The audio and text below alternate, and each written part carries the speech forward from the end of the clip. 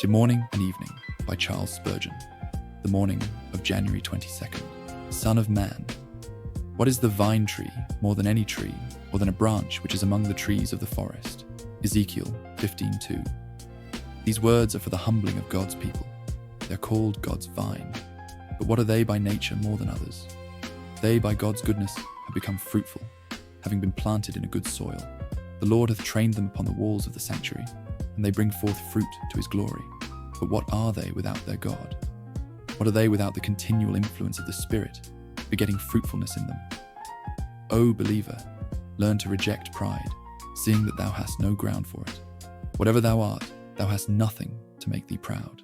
The more thou hast, the more thou art in debt to God, and thou shouldst not be proud of that which renders thee a debtor. Consider thine origin, look back to what thou wast. Consider what thou wouldst have been but for divine grace. Look upon thyself as thou art now. Doth not thy conscience reproach thee? Do not thy thousand wanderings stand before thee, and tell thee that thou art unworthy to be called his son?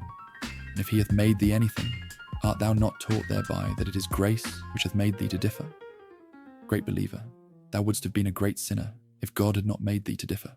O thou who art valiant for truth, thou wouldst have been as valiant for error if grace had not laid hold upon thee. Therefore, be not proud, though thou hast a large estate, a wide domain of grace. Thou hadst not once a single thing to call thine own except thy sin and misery. O strange infatuation, that thou who hast borrowed everything shouldst think of exalting thyself, a poor dependent pensioner upon the bounty of thy Saviour, one who hath a life which dies without fresh streams of life from Jesus, and yet proud. Fie on thee, O silly heart.